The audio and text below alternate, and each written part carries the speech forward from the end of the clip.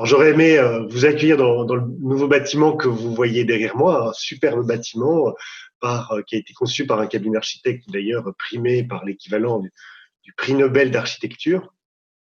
Et donc voilà, étant donné les conditions, on fait tout à distance, hein, et quelque part, pour la première école d'ingénieurs du numérique, ce n'est pas nécessairement un problème puisque nous avons maintenant tous l'habitude de travailler via les différents outils numériques qui sont à notre disposition.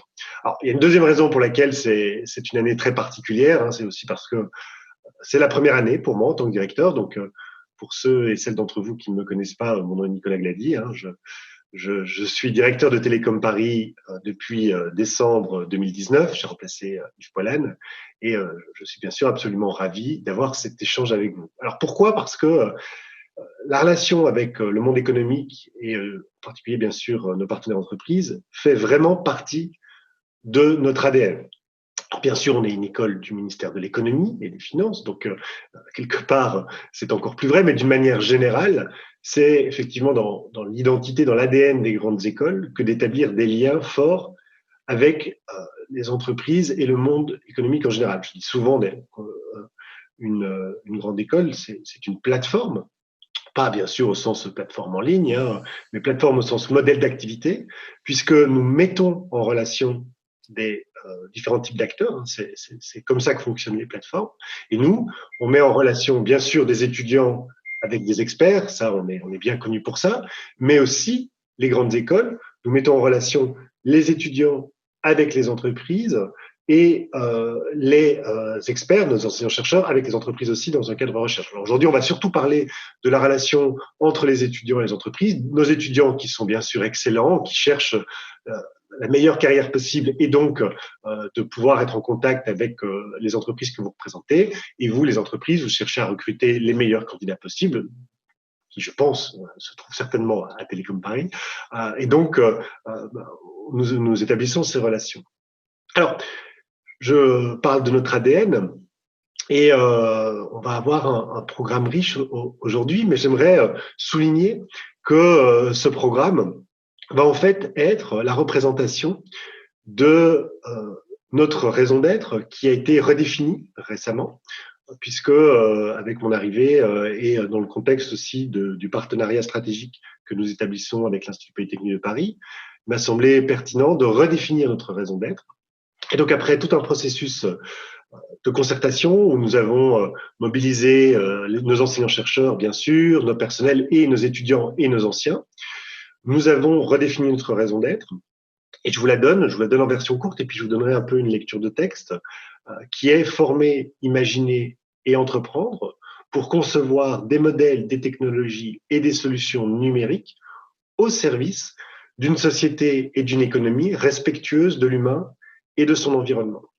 Alors, qu'est-ce que ça veut dire ? Alors, la première partie, les verbes d'action, c'est une variation sur un thème connu, hein, puisque on aurait pu dire enseignement, recherche, innovation. On a préféré dire former, imaginer, entreprendre, parce que d'abord l'imagination est très importante pour Télécom Paris. C'est ce qu'on a vu hein, quand on a fait cette concertation et qu'on a fait remonter toute une série d'éléments de nos étudiants, de nos anciens chercheurs et de toutes nos communautés.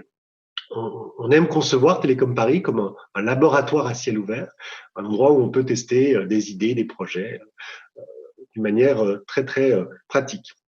Ensuite, l'entrepreneuriat, c'est aussi quelque chose de très, très important. On va vraiment développer cette partie-là. Bien sûr, tous nos étudiants ne seront pas entrepreneurs, mais ils doivent avoir la boîte à outils intellectuelle de l'innovation, ce que c'est que les facturations, l'idée d'un MVP, l'importance de tester très rapidement avec le marché des solutions techniques et technologiques. Et donc, c'est quelque chose qui est très important pour nous. Ensuite, notre partie spécifique, qui est pour concevoir des modèles, des technologies et des solutions numériques. Alors bien sûr, nous sommes la première école d'ingénieurs du numérique, mais donc le numérique devait s'y retrouver. École d'ingénieurs française, alors peut-être que pour vous c'est évident, mais dans une perspective internationale, il faut bien se rendre compte que le modèle d'ingénieur à la française est très particulier parce que chez les anglo-saxons, l'ingénieur, un ingénieur, il est très techno en fait, hein, c'est pas tellement un généraliste, alors que l'ingénieur à la française, il est très fort en maths, il fait des modèles, il est très fort en techno, des technologies, et aussi jusqu'aux solutions, aux impacts sur la société. Donc chez nous, ils sont formés à l'économie du numérique, à la sociologie du numérique et bien sûr à l'entrepreneuriat du numérique. Donc il y a vraiment cet aspect très interdisciplinaire qui, pour moi, apporte une vraie valeur ajoutée au monde économique, puisque c'est ce dont on a besoin, des gens qui sont capables de couvrir toute la verticale de notre domaine du numérique. Et alors, la troisième partie, et c'est une partie dont je suis très fier qu'on puisse l'inscrire aujourd'hui dans notre raison d'être, ça a été inscrit dans notre règlement intérieur. Dorénavant, on est une des toutes premières écoles d'ingénieurs à inscrire dans notre règlement intérieur, en préambule de notre règlement intérieur, que nous sommes au service d'une société et d'une économie respectueuse de l'humain et de son environnement. Alors, qu'est-ce que ça veut dire? Bon, au service d'une société, d'une économie, c'est évident, je l'ai dit. Et donc, on va parler, bien sûr, de l'actualité de nos relations entreprises. On va parler de l'accompagnement qu'on apporte à nos étudiants, comme je le disais, pour les mettre en relation avec les entreprises et réciproquement ce qu'on fait pour accompagner les entreprises pour leur permettre de rentrer en relation avec nos étudiants. Mais j'attire votre attention sur la deuxième partie qui est au service d'une économie et d'une société respectueuse de l'humain et de son environnement. Et ça, c'est quelque chose de très important, les enjeux sociaux et environnementaux. Je pense que c'est tout simplement l'enjeu le plus important de notre génération. Alors, vous qui êtes en contact avec les jeunes et qui les recrutez, vous savez à quel point c'est important pour eux. Et ils nous demandent, ils exigent quelque part, et ils ont bien raison, que nous répondions à ces questions-là, que nous répondions, et Johanna en parlera tout à l'heure, aux questions de diversité et d'inclusion. Pour moi, c'est une question de survie que nos établissements puissent démontrer que nous travaillons à cette question-là. Vous savez, moi personnellement, vous ne le savez pas, mais je suis belge, donc je n'ai pas eu la chance de faire une école française puisque j'ai fait toute ma scolarité en Belgique. Mais on dit souvent que les convertis sont les pires zélotes. Moi, je crois beaucoup aux valeurs républicaines de méritocratie, d'ascenseur social. On ne peut pas nier que à minima, on doit se questionner sur cette question-là et sans doute un peu plus. On doit vraiment se remettre en question. Et donc, pour moi, c'est absolument nécessaire que nous apportions des réponses aux enjeux de diversité, d'inclusion et d'une manière générale aux enjeux sociétaux de la société. Surtout pour une école du top, une école leader. Je pense qu'on a un devoir d'exemplarité à ce niveau-là et donc on va y travailler. Et ensuite, les enjeux environnementaux. C'est aussi quelque chose d'urgent qu'on doit s'emparer, surtout une école d'ingénieurs. La technologie est clairement remise en question, le numérique est clairement remis en question. Et donc, il faut absolument qu'on y réponde. Et vous allez voir que on va y répondre à la fois en interne comme une entreprise comme les autres, et aussi, bien sûr, dans nos enseignements et dans notre recherche.